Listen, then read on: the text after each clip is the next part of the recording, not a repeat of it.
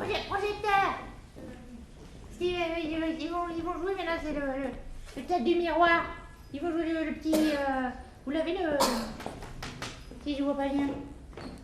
Ils vont jouer le ravissant petit chemisier. Avec les projecteurs. Vous allez voir, ça va être comme ça.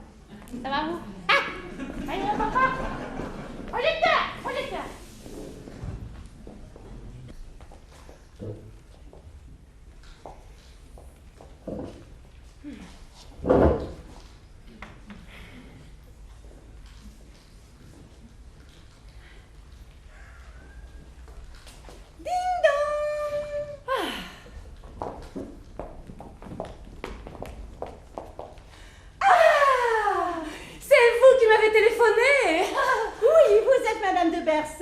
En effet, entrez donc, ma chère.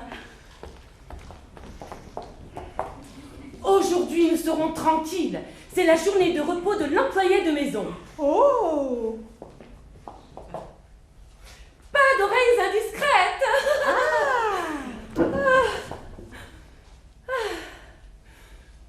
Oh, oh.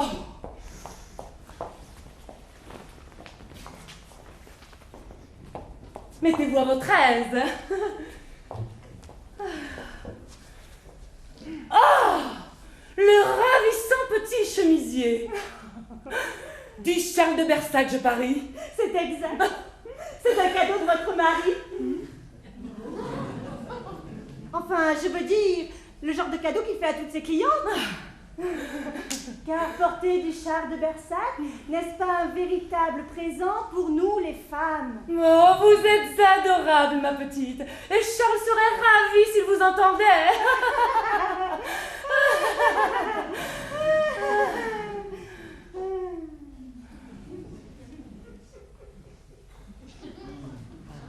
Pas terrible tout ça.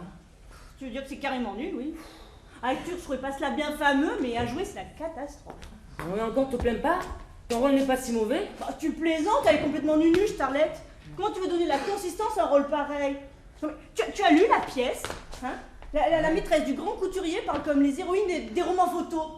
Ouais, c'est peut-être fait exprès. Tu parles, il n'y a aucune distance dans ce texte. Bon. Gérard! Gérard! Bonjour.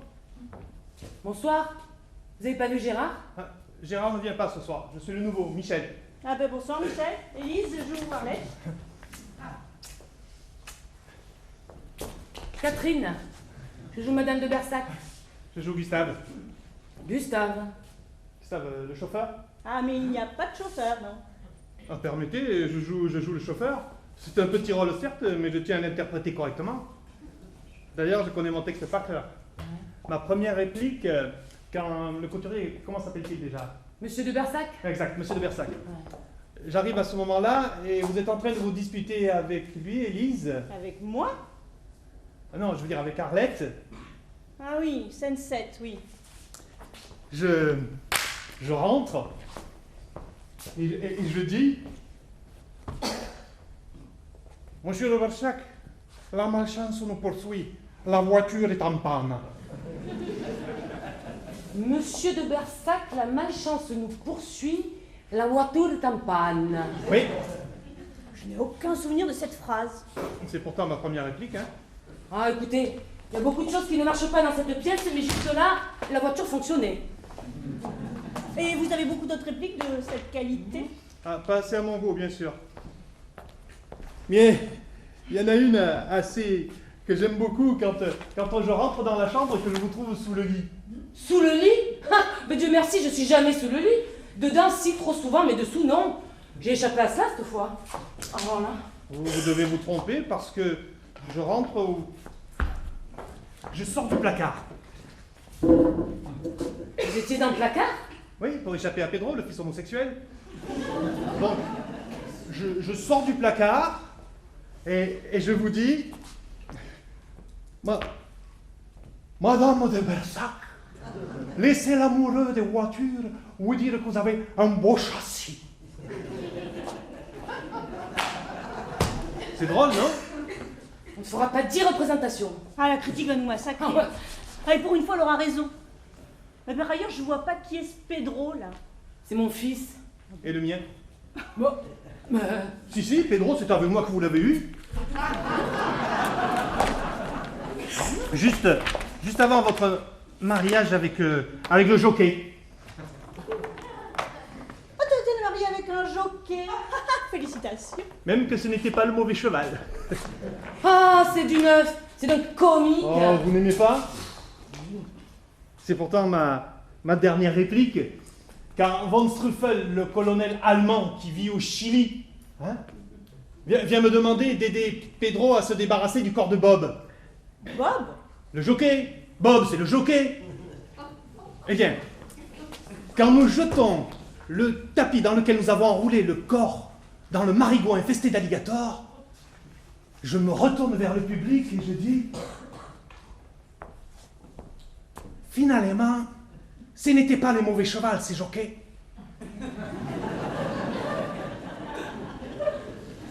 Ah, j'ai du mal à suivre là. Et moi donc? Ce n'est pas que j'ai un très grand rôle, mais j'attends avec impatience la scène de l'explosion. Hein. La scène de l'explosion. Ah ben racontez-nous ça. Quand Roselyne, Roselyne. l'employée de maison, Ah ben oui, bien sûr, cette chère Roselyne. Mais où avais-je la tête? quand Roselyne oublie de fermer le gaz dans votre villa d'Acapulco, et que votre amant de l'époque... Bob. Mais non, Bob, c'est votre mari. Von Struffel alors. Mais von Struffel n'a jamais été votre amant. Le jockey alors. Mais le jockey, c'est Bob. Mais qui, mon Dieu, le cheval? Ah, enfin, Catherine. Madame de Belsac. Oh ben venez-en, on fait à la fin. Qui est mon amant d'Acapulco?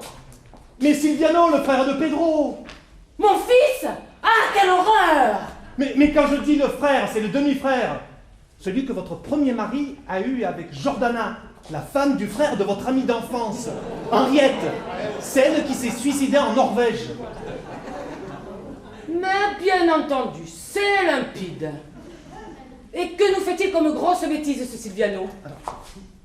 Il pose sa bombe à retardement. Parce qu'il est terroriste, vous vous rappelez? Oui, naturellement, ça ne va pas échapper.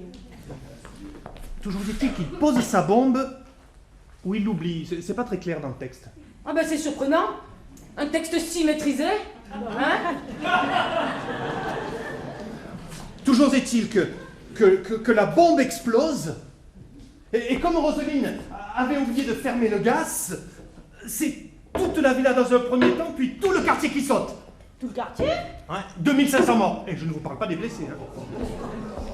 Mais pourquoi cette scène vous enchante-t-elle particulièrement?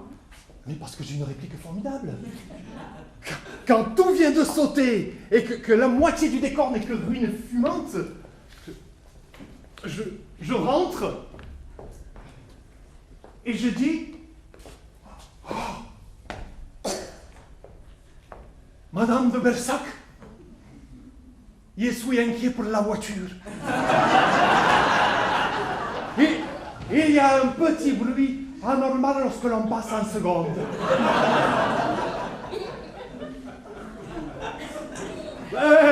Oh, un petit bruit dans le moteur, alors que tout le quartier vient de sauter. Ah, c'est drôle, non? Hilarant. Ah, l'auteur est au mieux de sa forme, je vais le féliciter, hein. Bravo, hein, Oh là. Mais au fait, tout à l'heure, la voiture était en panne, non? Ah, la première. On a changé depuis. Ah, mais bien sûr, dans cette pièce, on n'arrête pas de changer de mari, de changer d'amant. On peut bien changer de voiture. Ouais. Ah, voilà.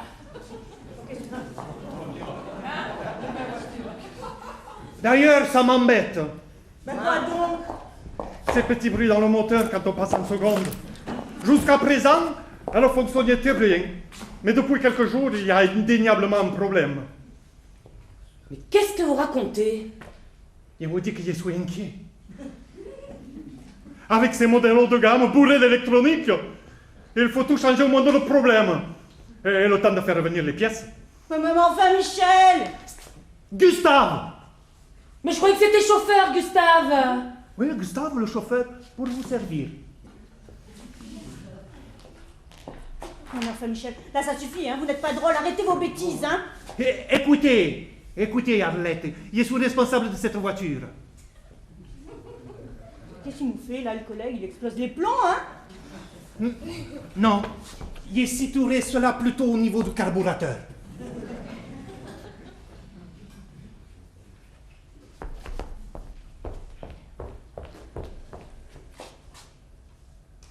Madame? Stop. Stop. Écoutez-moi une seconde, s'il vous plaît. Bien, madame. Ah, je ne suis pas Madame de Bersac. Comment madame voudra? Je m'appelle Catherine. Bien, madame, je note. Catherine. Où dois-je vous conduire? Et rendez-vous galant? Et puisque je vous dis que je ne suis pas Madame de Bersac, je dois jouer Madame de Bersac, certes, mais pour l'instant, je suis Catherine. Catherine, la comédienne qui joue Madame de Bersac. Et vous, vous êtes Michel, et vous n'êtes pas mon chauffeur. Il est exaspérant, hein? Moi, je peux plus le voir. Je me retire donc. Mademoiselle. Madame, si madame a besoin de moi, je suis dans la voiture.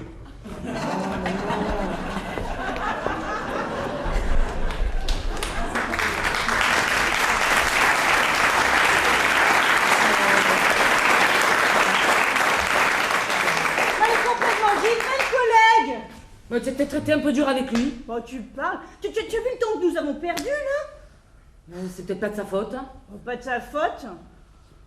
Après tout, c'est tout à son honneur de s'inquiéter, non? De s'inquiéter de quoi? Hein? Mais c'est lui qui l'a conduit, cette voiture. S'il a remarqué quelque chose d'inquiétant, il est de son devoir de nous le faire savoir, non?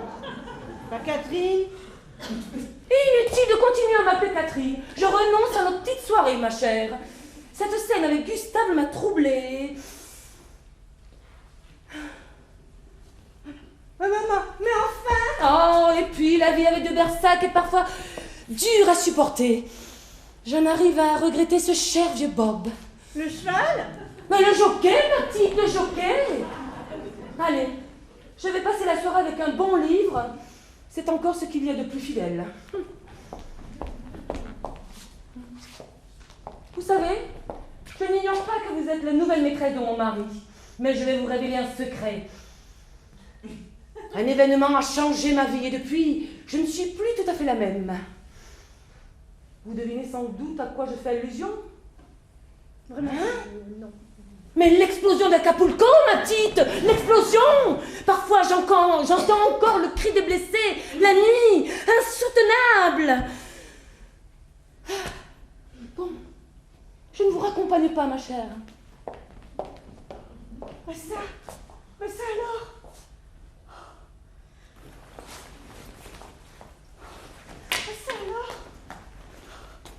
Mais ça alors?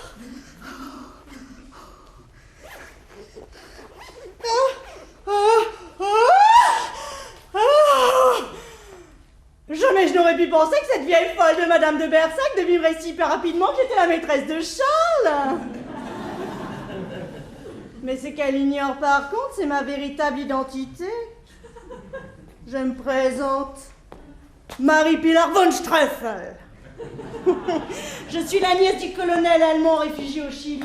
Vous savez, celui qui a fait disparaître ce pauvre Bob, aidé de Pedro et de Gustave. Eh bien, je suis secrètement mariée avec Gustave. Et il s'est récemment rendu compte que son véritable père était Bob. Et que de Bersac et son épouse avaient mis au point son assassinat avec l'aide de mon oncle von Streffel. Bah, d'où l'explosion d'Acapulco! Alors un conseil, ne traînez pas trop par ici, car ça va péter chez les de Bersac. Ah oui, une dernière recommandation, si vous devez acheter une voiture, évitez le modèle qui est garé devant la porte, c'est un véhicule confortable, mais l'embrayage ne vaut rien.